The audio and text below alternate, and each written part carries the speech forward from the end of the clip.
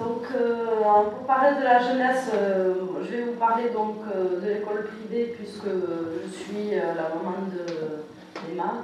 Emma. Oui, d'Emma, voilà, qui s'est colorié les doigts hier soir. Donc voilà, alors aujourd'hui, l'école privée compte 115 enfants, donc 80 résidents à Monclar.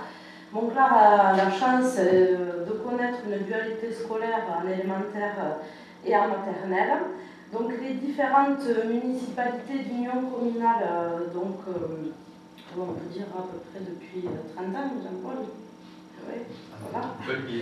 Se sont toujours employés à maintenir un climat de bonne entente entre les deux écoles, c'est-à-dire que l'école publique n'est pas à pâtir, à souffrir donc, de la présence de l'école privée, donc de concurrence, mais aussi de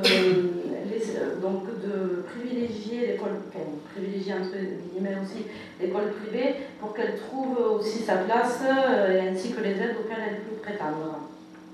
Donc, au niveau des subventions, la mairie verse une participation chaque année à l'école privée. Cette année pour 2013, c'était 313 € par enfant, plus l'accès pour les enfants à la cantine et au claé, à égalité de conditions avec les élèves du public, évidemment. Donc cette participation est en conformité avec les dispositions légales demandant aux communes sièges d'une école privée sous contrat d'accorder en subvention de fonctionnement une participation identique au coût d'un enfant qui fréquente l'école publique. Au niveau des locaux de l'école privée, la commune ne peut intervenir sur l'investissement que dans des conditions strictes et limitées, c'est-à-dire elle peut aider à la sécurité, à l'aide à l'énergie. Donc elle a ainsi pu aider à la réfection des toitures, à la confortation des murs et des planchers.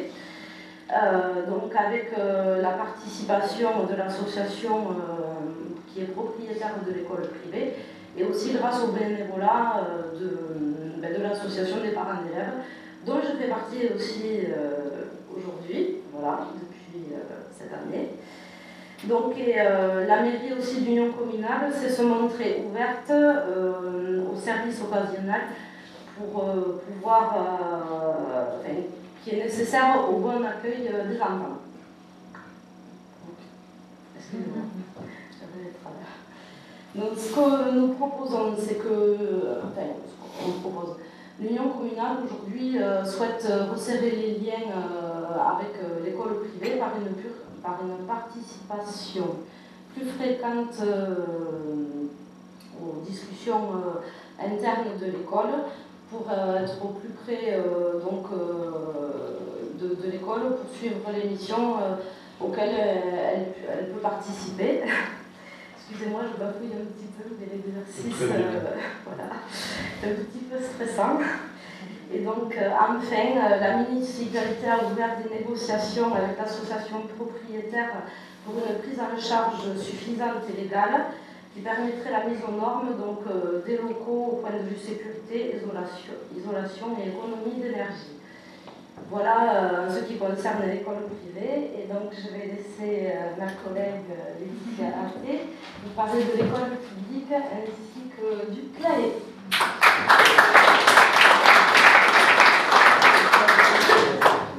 Donc, bonsoir. Le soutien, c'est bien.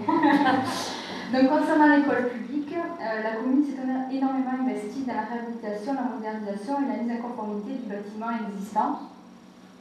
Pour vous donner un petit ordre d'idée, l'investissement moyen était d'environ entre 50 et 100 000 € par an depuis 10 ans. Ce plan pluriannuel d'aménagement du groupe scolaire touche désormais à sa fin, ce qui n'a pas été sans difficulté puisque nos écoles ont bénéficié de 3 ouvertures de classe sur les 10 dernières années. On remercie d'ailleurs Elisabeth pour les efforts et le travail que ça nécessite, parce que c'est un travail de longue haleine. Et nous souhaitons donc désormais porter notre effort sur la réflexion de la partie extérieure. Donc ceci se matérialisera dans un premier temps par l'aménagement de la cour dans sa dimension d'origine, puis par la création de préaux et d'une annexe. Ces travaux se dérouleront donc sur plusieurs tranches, probablement, en fonction des capacités d'investissement de la commune, bien évidemment, et de l'obtention de subventions. Mais nous espérons faire ce travail sur un prévisionnel de 3 années civiles. À signaler donc que cette année, la priorité 2014 sera donnée à la maison de l'enfance, car en effet, ces structures profitent de manière égalitaire à tous les enfants de la commune, privés comme publics. Et c'est pourquoi, étant de plus en plus sollicité par les familles qui apprécient le confort apporté par l'amplitude d'accueil qui est par ailleurs une des plus larges et une des moins chères du département, il nous est indispensable d'effectuer des travaux d'agrandissement, puisque nous sommes désormais un petit peu à l'étroit au Claye. À noter que le Claye répond à un besoin absolu en milieu rural et obtient des résultats pédagogiques excellents. Il est donc de notre devoir de faire le nécessaire afin de pérenniser cet état de fait. Voilà.